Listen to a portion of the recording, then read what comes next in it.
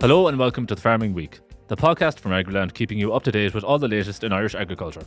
I'm Charles O'Donnell and I'm joined this week by Aisling O'Brien and Francess McDonnell. Well, we hope you're keeping dry as best you can out there. It's really awful weather at the minute. We began this week with Storm Chandra, which saw severe flooding in several counties in the east and southeast, and which left some 20,000 homes, farms and businesses without power, which the ESB has been working to restore. And as if that wasn't bad enough, there are more rainfall warnings issued for several eastern and southeastern counties tomorrow, and you can check out the details on those warnings on Agriland. And on top of all that, we've had a metaphorical storm this week involving Bord Bia, which we will be talking about shortly. But we do have to unfortunately start with the news that Bluetongue virus has reached Ireland. Many people would have said this was inevitably going to happen sometime in 2026, although cases are being seen earlier than is typical for the virus. Aisling, we got confirmation of this for the first time on Saturday, and there's been a number of updates since. So what are we looking at here? Yeah, so as you said, that case that we got confirmation of over the weekend related to an outbreak of Bluetongue in a herd in County Wexford. Now, that case was detected through routine surveillance in a slaughterhouse of a culled cow. Now, the department said it is continuing to carry out investigations and surveillance in the southeast, and it's tracing animals which moved out of the affected herd to establish the degree to which the disease may be present. And testing of the impacted herd revealed presence of Bluetongue virus in one other animal in the herd. Now, neither of those two positive animals were imported, nor did they show any clinical symptoms. Now, Minister for Agriculture Martin Hayden confirmed yesterday that Bluetongue virus has been confirmed now in 3 more herds in County Wexford. So that means 4 herds in the county have had cases of the virus. And we understand that the 3 farms are in close proximity to the farm where the first outbreak was detected. So it means that as we're recording right now, a total of 7 cattle have been identified as having been infected with Bluetongue. The original cull cow sampled at routine slaughter surveillance, which tested positive for antibodies to the virus. 5 cattle which tested positive for the virus and for antibodies in the herd from which that cull cow originated, and a 7th cow virus and antibody positive, which was forward traced to another holding, having moved from the original holding a short time ago. In the 3 additional herds in which Bluetongue has now been confirmed, 2 had 1 infected bovine and 1 had 2 infected bovines, all virus and antibody positive. Now, as I said, surveillance in the area is continuing with additional results due in the coming days. It's understood, and you'd have to think, Charles, that we may be looking at more cases being detected through that surveillance. Now, the department believes that the likely source for the original case and for these cases is a midge which was infected with Bluetongue virus being blown across the Irish Sea last autumn. As we know, Bluetongue is transmitted by midges biting animals, and they become infected then. So we have seen, I suppose, a lot of cases of Bluetongue over in England, in Wales and in Europe. So I suppose it's disappointing, but maybe not surprising, as you rightly say, that we are seeing cases of the virus. And of course, we did report that Bluetongue was detected in Northern Ireland as well some time back as well. So the virus, as I said, predominantly spread by midges, which cannot happen when daily temperatures are lower than 12 degrees, which, as we know right now, you mentioned the weather, it's certainly not hitting 12 degrees at the moment across the country. So as a result of that, the department said there is no virus transmission through midges happening during the current winter period. So as a result, there are no movement controls on livestock being imposed at this time, because the department said it's not justified at the moment. Movements of animals from farm to farm, through marts, farm to slaughter, all of those are continuing for farmers. Now, Bluetongue is a notifiable disease and it can cause severe clinical signs in ruminant species such as cattle and sheep. But as I noted that just there in the 2 positive cases, there were no symptoms. And, initially in the animal that was slaughtered out, it was detected there through that routine surveillance that is being carried out by the department as well. So I suppose as this is a notifiable disease, farmers are being reminded to keep an eye out. You can see on Agriland a full list of the symptoms that may turn up. And as I said, there may not be clinical symptoms as well, unfortunately, but any cases have to be reported to the department without any delay. Now, the department has emphasised there are no public health risks associated with Bluetongue, as this disease does not affect human health or food safety. Now, Minister Hayden did say his decision to approve the use of BTV3, which is one of the strains of Bluetongue. It's the serotype 3. The vaccines for that in Ireland were approved by the Minister this year, and he said they will provide farmers with a valuable tool to protect their cattle and sheep against the impact of Bluetongue should it spread widely in the summer of this year. And he's advised farmers to engage with their vets about that if it is something that they might consider over the coming months as well.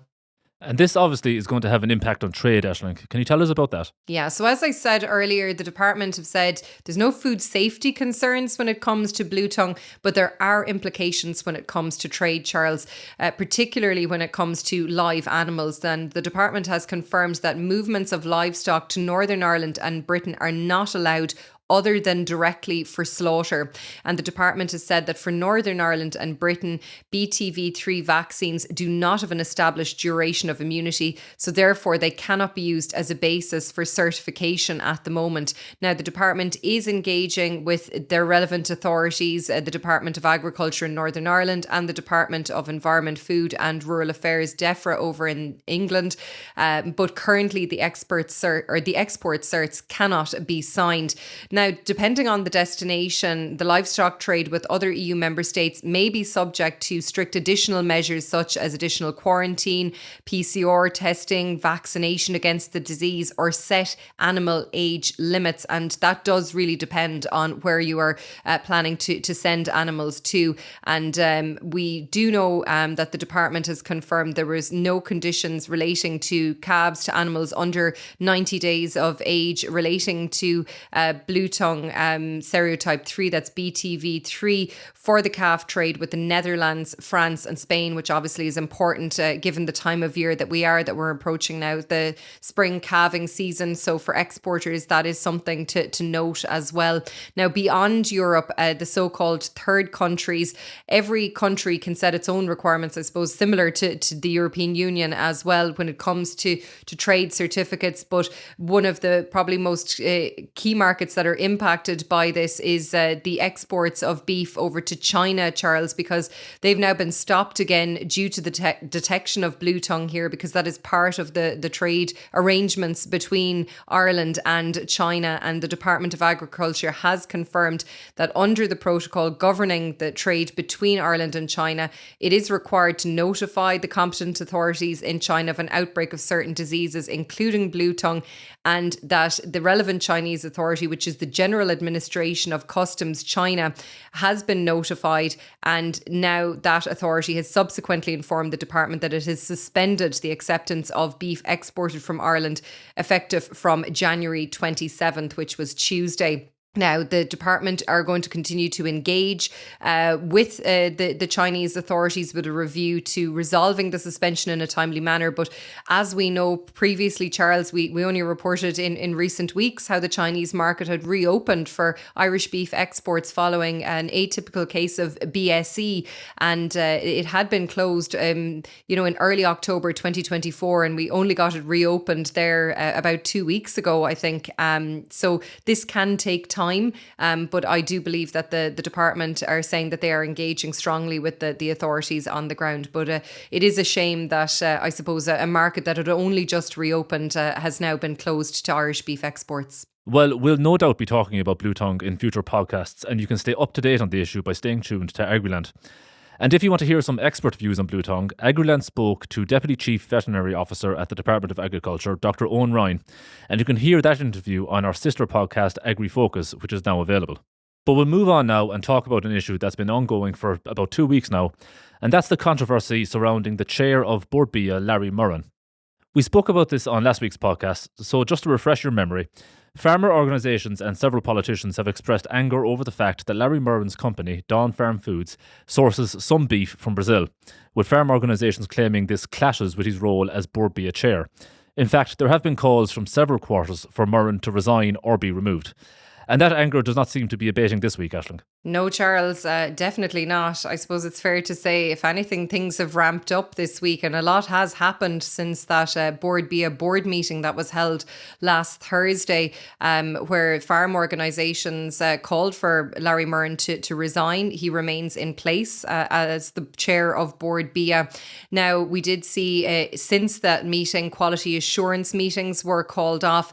And as you said, TDs from government and opposition parties have expressed I suppose, concerns over the position of the chair, and some going as far as, I suppose, asking him to consider his position, or for Minister Martin Hayden to remove him from that position. And very early on Monday morning, the Irish Farmers Association began a rolling 24-hour protest outside Bord Bia headquarters in Dublin.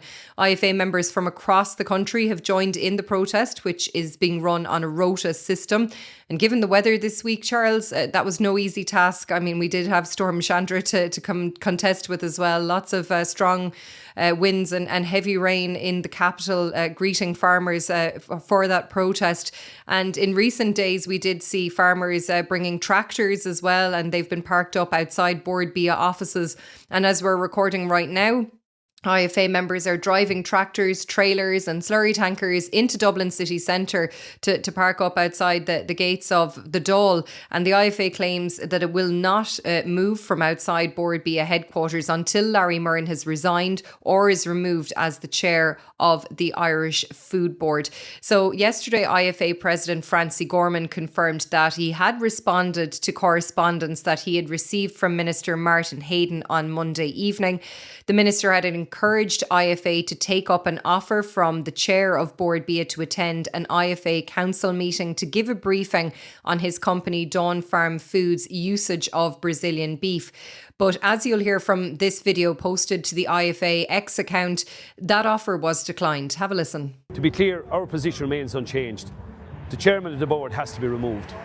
I've had correspondence from the Minister for Agriculture looking for us to take up an offer of a meeting that I already refused on the day of the board meeting. That remains our position. What needs to happen here now is that the Minister engages with the chairman of Bord Bia, Mr. Murren, and that he meets with the board himself to find a resolution to this. And it has to be the removal of the chairman and a new chairman put in place. So that was IFA President Francie Gorman there, I suppose, explaining why the IFA is refusing to take up that offer of Larry Murren attending an IFA council meeting to give it a briefing. And on Monday evening, Bord Bia actually did write to both farmer organisations on the board of Bord Bia. Of course, that's the IFA and the Irish Creamery Milk Suppliers Association, the ICMSA, requesting a meeting of senior representatives to discuss the impasse and possible solutions as soon as possible. A spokesperson for Bord Bia told us that the IFA declined to engage until such time as the chair is no longer in office. Within Bord Bia's request, we reiterated the chair's offer to address the IFA National Council, and the spokesperson said Bord Bia remains open to constructive dialogue and finding a resolution. And separately this week, Charles, there was a meeting of smaller farmer representative groups held on Tuesday, which resulted in a letter being written to Minister for Agriculture Martin Hayden about this ongoing controversy. And the meeting, we understand, was organised by the Beef Plan Group, and it was composed of groups that perhaps fall outside of what we would generally call the main farm organisations or the larger farm organisations, maybe the exception to that being the Irish Cattle and Sheep Farmers Association, the ICSA, which was at the meeting. I understand that the larger farm organisations were invited to that meeting, but did send their apologies.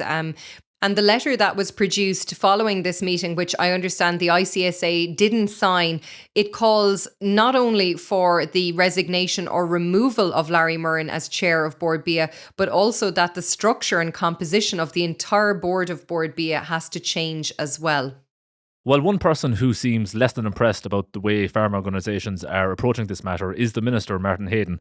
Because when this issue reached the floor of the Dáil today, he wasn't exactly complimentary over the way the IFA particularly are handling the situation. Yes, Charles, Minister Hayden has expressed full confidence in Larry Murren as Bord Bia chair and continues to do so. And as you said in the Dáil this morning, the minister hit out at the decision of the IFA to protest outside Bord Bia headquarters.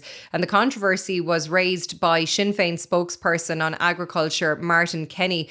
And he told the minister that we have a situation where the head of Bord Bia is also importing Brazilian beef and he simply has to go. And he accused the minister of seeming to be absolutely determined to protect the well-connected rather than to protect the sector. And he said that needed to be called out.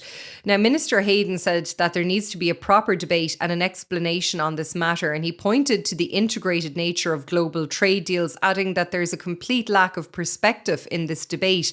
And he told the Dáil that the IFA is refusing to allow their county and executive chairs and the chairs of their commodity committees to receive a detailed briefing from Bord Bia chair Larry Murren about the nature of that deal, that Dawn Farm Foods deal, the minister said was being conflated. And he said that deal is being sold in a soundbite measure to farmers. And he said no wonder farmers are being upset the way it's being sold to them, the way you're talking and the way others have sold this to them. There's a level of detail there. He pointed to 12 out of the 14 members of Bord Bia, once they'd received the briefing from Larry Murren, found it absolutely acceptable because the minister said that trade deal, that specific deal, is worth hundreds of millions of euro to Irish farmers, to the farming industry. And he told Deputy Kenny that he believes the farmers are being done a disservice because there isn't a practical and fair space for discussion on this. Take a listen. IFA's rash decision to not listen to the explanation and rush straight out, because they'd reminded me up before that meeting that they were going to do that, and to run out and to protest, also has played a considerable role in damaging Bord Bia and the reputation. And we all have to work to rebuild that. That does not mean the head on the plate. That is not how government operates, to mob rule in such a scenario. So as you heard there, Charles, the minister is saying that the IFA's rash decision to run out and protest has played a considerable role in damaging Bord Bia, and you can read more on that interaction in the Dáil on Agriland. But suffice to say, it does mark a real fracture in the relationship between the minister and Ireland's largest farming representative organisation. And given the fact that tractors are rolling into Dublin city centre as we're recording right now to park outside the gates of Leinster House, this is not going to go away anytime soon. Absolutely, Aisling. We're going to bring in Frances now. And Frances, you've actually spoken to the man at the centre of all this, Larry Murren. What did he have to say? Yes, Charles, the chair of Bord Bia told us today that his record stands as a passionate advocate for the Irish food industry. In a sit-down interview with Agriland, Larry Murren, who is also the CEO of Dawn Farms, said that he strongly rejects claims that his role as chair of Bord Bia is incompatible with leading a multinational company. Murren said that after 45 years in the industry, he remains a passionate advocate for Irish food, farming, agriculture and grain products. And he said he doesn't have to defend that record. His message to us today was very clear. He said, "My record stands." He is, of course, currently at the centre of the storm over whether his role as chair of Bord Bia is, as some have claimed, incompatible with his role as CEO of Dawn Farms. We've had the country's largest farm organisations, as well as Sinn Féin leader Mary Lou McDonnell, claim that they believe Larry Murren's role as chair of Bord Bia is incompatible with his role with Dawn Farms. And as you can see from our story today, Murren clearly disagrees with that assessment. In fact, he believes the issue over Dawn Farms' sourcing policy has been what he described as amplified beyond logic by noise on social media here in Ireland. He told Agriland that common sense must prevail. He said that he believes the solution to the issue, which has been amplified, as he claimed, is dialogue between himself and all of the major farming organisations. Now, the Bord Bia chair has acknowledged that the current storm over Dawn Farms' sourcing policy is to a certain extent undermining the work of the organisation at this time. It's far from a positive news spin for Bord Bia in the week that, together with DAFM, it led a 3-day trade mission to the United Arab Emirates. On one hand, it's promoting Irish food and drink exports in the Middle East, and on the other hand, back in Dublin, Irish farmers are standing in the wind and the rain outside of Bord Bia's headquarters, calling for the chair to be axed. Murren has agreed to appear before the joint Oireachtas Committee on Agriculture and Food next week and intends to explain to senators and TDs why he wants to remain as chair of Bord Bia and why his company's sourcing policy is not incompatible with that. In the meantime, he also wants farmers who may feel that they have been let down by Bord Bia to understand what he believes are the real issues behind the storm over Dawn Farms' sourcing policy. Dawn Farms is one of Europe's largest business-to-business specialist suppliers of cooked protein ingredients.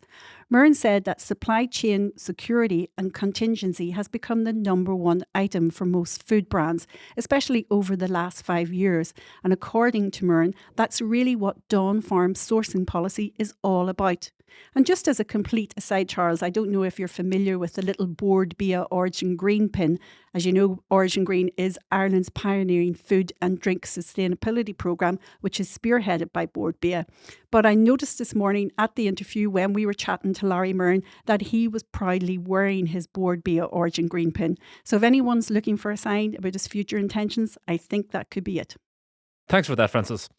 Now, between Bluetongue and Bord Bia, the issue of the EU-Mercosur trade agreement has taken a bit of a back seat this week, but it's still hugely important. And there are some updates to be aware of this week, Aisling. Yeah, so I suppose firstly, Ireland's EU Commissioner Michael McGrath has come out this week saying he regrets the decision by the European Parliament to refer the EU-Mercosur trade agreement to the European Court of Justice. We discussed that last week on the podcast, how a majority of MEPs in the European Parliament voted by a tight margin in favour of a motion to seek legal advice from Europe's top court.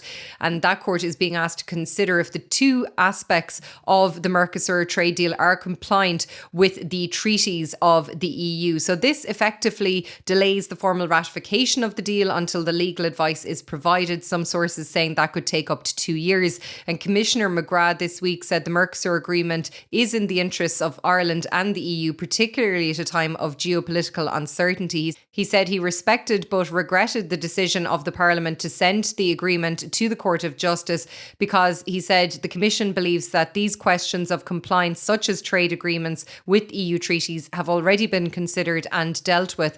Now, the European Commission does, as we said last week, have a legal framework to provisionally apply the terms of the trade deal while legal advice is being sought. But the Commissioner did confirm this week that no decision has been made in relation to the possible provisional application of the Mercosur agreement. He said it didn't arise at this time in any event because the Mercosur countries themselves have their own internal ratification procedures that they need to fulfill, and the Commission President Ursula von der Leyen has indicated that once that work is done, the matter will then be re-examined. And aside from the Commissioner's remarks this week, we also saw the International Trade Committee of the European Parliament backing a 5% threshold figure for activating the so-called safeguards under the EU-Mercosur trade agreement. That figure originally had been at 10%, and then it was, I suppose, counteracted by the Parliament suggesting 5%, and then I think there was a figure of 8%, but now we have landed on 5% with this committee. I suppose some sources saying that might have been a sweetener to get those who are opposed to the deal on side, but that means, I suppose, the 5% figure relates to how much prices of products in EU sensitive sectors, including beef, would have to reduce by as a result of Mercosur imports before the safeguard measures are activated.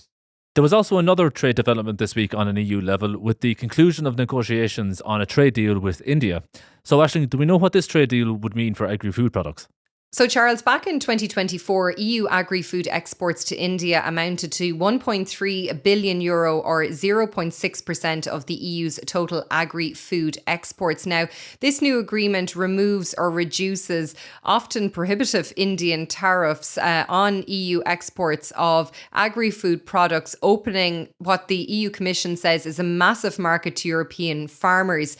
Now, for example, we will see cuts on tariffs on EU exports of wine, on olive oil, sheep meat as well, sausages and other meat preparations. And the European Commission said that both sides have agreed to exclude the most sensitive agricultural products from this deal. And the EU is to maintain its current tariffs on sensitive products like beef, sugar, rice, chicken meat, milk powder, honey, bananas, soft wheat, garlic, garlic and ethanol. Now, the director of the Irish Whisky Association, Ono Cahan, said the deal marks a milestone for Irish whisky and Irish drinks exporters. He said it will greatly ease trade with the biggest whisky market in the world, and it facilitates market diversification at a pivotal time for the sector.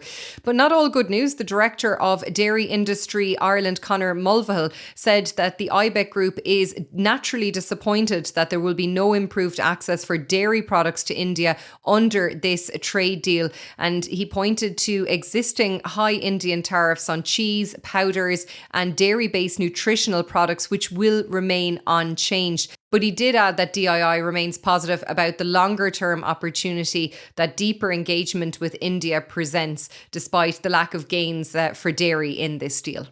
Moving on now to something totally different. The Department of Agriculture this week provided an important clarification on the use of splash plates on hilly land. Aisling, what has the department said?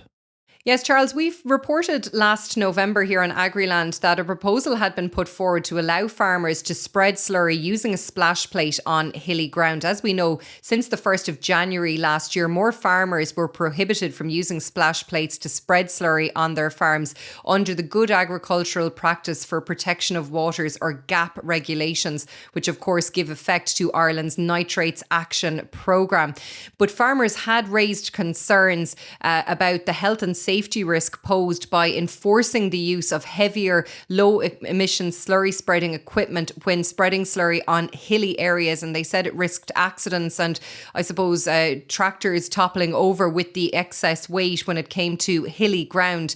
But we did get confirmation this week from the department that farmers are permitted to spread cattle slurry using a splash plate on land with steep hills. A spokesperson for the department said that a downward-facing splash plate can be used to spread cattle slurry, where for operator health and safety reasons it would be inappropriate to comply with the requirement to use low emission slurry spreading due to land within a grassland parcel sloping steeply. Now, the definition of a steep slope within the nitrates regulation is ground which has an average incline of 20% or more in the case of grassland, or 15% or more in the case of other land. So in this scenario, if this does apply to you, you must keep a record of such spreading using the land parcel identification system, the LPIS number, and the spreading dates as well. So just to be aware of that.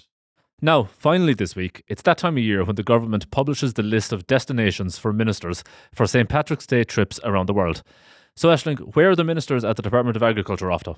Well, Minister for Agriculture Martin Hayden is set to travel to San Francisco as part of the government's St. Patrick's Day programme for this year. Minister of State at the department with special responsibility for forestry, farm safety and horticulture, Michael Healy-Rae, is going to Finland, Estonia, Latvia and Lithuania. Quite a travel itinerary there. And Minister of State at the department with responsibility for food promotion, new markets, research and development, Noel Grealish, will travel to New Zealand. The Taoiseach, the Taoiseach ministers and various government representatives are going to travel to more than 50 countries to promote Ireland, Irish values and Irish interests as part of this global programme. And what we're being told is that ministers have been asked to focus on promoting trade, investment, tourism and international research and education partnerships in priority locations this year. So we wish them well with that. Well, that almost brings us to the end of today's show. Before we go, we just want to let you know that approval letters for landscape actions under the Agri-Climate Rural Environment Scheme have begun issuing. It means that farmers in the cooperation stream of acres will shortly be able to begin work on large-scale actions aimed at improving landscapes and which will accrue a higher level of payment through acres. And very finally, the winners of the 2026 National Irish Steak Challenge, which recently took place as part of the Butchers Expo at the Currow Racecourse in County Kildare, have been announced. There were 3 categories, strip, loin, fillet and ribeye, with an overall winner and provincial winners, as well as gold, silver and bronze awards for each of the 3 categories. So if you want to see the names of those winners, and importantly, check if they're located anywhere near you, you can check out our article on Agriland. But we'll let you go there. Please don't forget to rate, review and follow The Farming Week on Spotify, Apple Podcasts or wherever you get your podcasts. We'd love if you could spare some time to give us 5 stars and share The Farming Week with anyone you think might be interested. From Aisling, Francis and myself, try to stay dry and safe and enjoy the long weekend.